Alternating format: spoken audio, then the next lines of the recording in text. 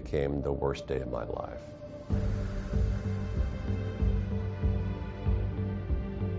We were traveling at that point 316 feet per second. So I saw the birds about 3 football field lengths ahead, but not enough time to maneuver away from them.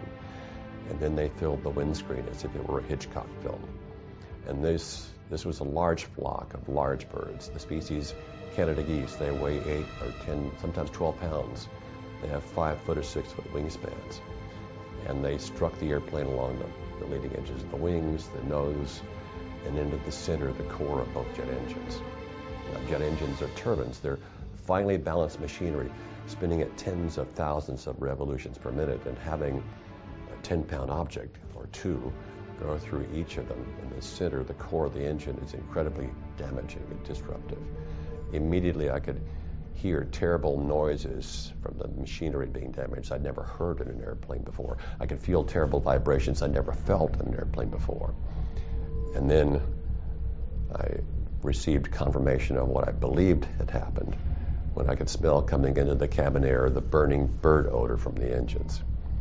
And then the thrust loss was sudden, complete, symmetrical bilaterally, both engines at once. It felt as if the bottom had fallen out of our world. And my body responded immediately in a very normal human way to this sudden life-threatening stress. I was aware of that as it happened. I could feel my pulse shoot up, my blood pressure spike, my perceptual field narrow in tunnel vision because of the stress. I remember vividly my first 3 conscious thoughts. This can't be happening.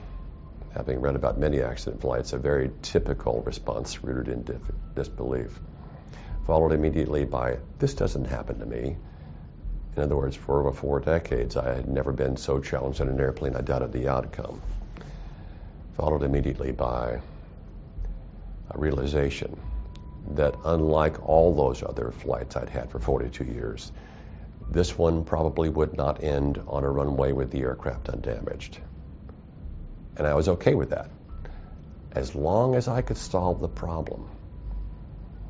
And so even though we'd never trained for this, in flight simulators at the airline, it was not possible to practice a water landing. They aren't programmed for it. The only training we'd ever gotten for a water landing was a theoretical classroom discussion. But because I had learned my craft so well, I knew my airplane and my profession so intimately, I could set clear priorities. And so I chose to do only the highest priority items. And then I had the discipline to ignore everything I did not have time to do as being only distractions and potential detriment to our performance. You see, I'm also well-read, and so I knew the neurobiology. I knew that multitasking is a myth, that when we think we're multitasking, what we are in fact doing is switching rapidly between tasks, not doing either of them well. And so I chose not to try to do too much. Within a few seconds, by memory, I had taken the first 2 remedial actions that we would eventually get to on the checklist over a minute later, over a third of the way through the remaining flight time. But I needed those actions to be effective immediately and not to wait. I turned on the engine ignition so if the engines could recover, they would. And I started the airplane's auxiliary power unit. I knew it was only a matter of a few minutes before our flight path intersected the surface of the Earth. I had to choose the best possible place for that to happen. Having flown into New York many times, I knew that there were only 3 options. There were only 2 runways that might be reachable. It turned out with reaction time they were not. And the only other place in the entire New York metro area, one of the most densely developed areas on the planet where it might be possible to even try landing a large jet airliner, would be the Hudson River. I suspected early on that's where we would end up, but I knew I had to try to consider at least returning to a runway if it was possible. I took control of the aircraft, made one distress call, worked with the air traffic controller, considered returning to LaGuardia, decided it was unreachable, considered trying to reach the Teterboro Airport in New Jersey across the river, decided that was not reachable either.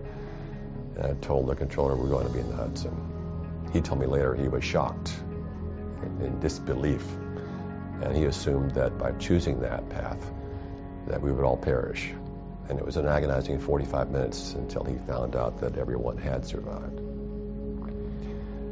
Our first officer, Jeff Skiles, couldn't have had a better colleague that day or since. In a situation where the time pressure and the workload were so intense, we didn't have time even to talk about what had happened and what we should do about it. He and I were able to collaborate wordlessly by knowing intuitively in this developing crisis what we should do to help the other based on our own long experience. Had Jeff not also had 20,000 hours of flying time like I did, had he not been a captain before, had he not been so experienced, he wouldn't have known either to do that or how to do that.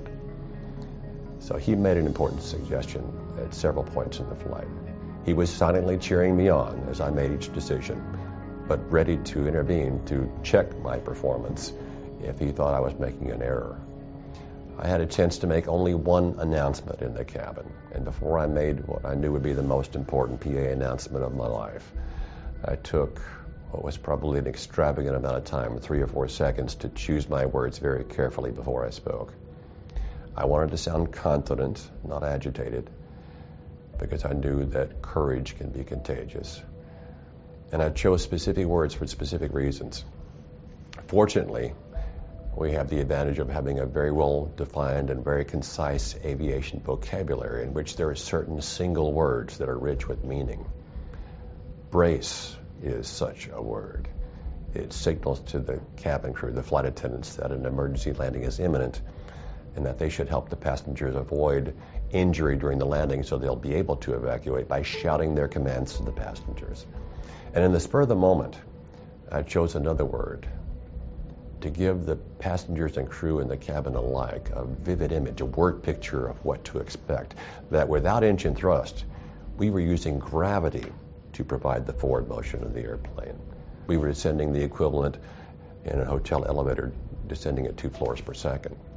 So I knew it was going to be a hard landing. I just didn't know how hard because Jeff and I had never practiced this before. So I chose the word impact to give them that vivid image. I said, this is the captain, brace for impact. And immediately, even through that armored cockpit door, I could hear the 2 flight attendants in front, Donna and Sheila, and I'm sure Doreen in the back was doing the same, begin shouting their commands in unison to the passengers. Brace, brace, brace, heads down, stay down. Hearing those words that day encouraged me. It comforted me to know that by saying the few words I had, but choosing the right words, I had literally gotten my crew on the same page.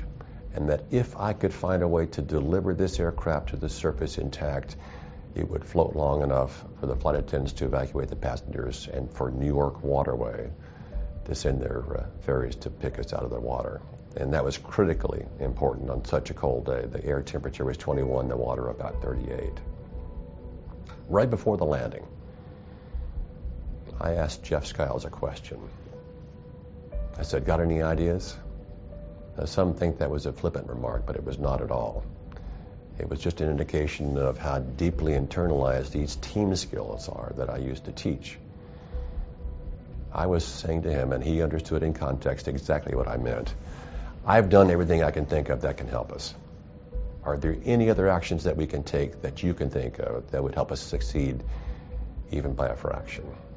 And Jeff's answer was, actually not. And he answered just like that. Not at all because he was being insouciant or not because he was resigned to an ineluctable fate. Far from it, we were fighting to save every life to the very end. He answered that way because he knew we'd done all we could.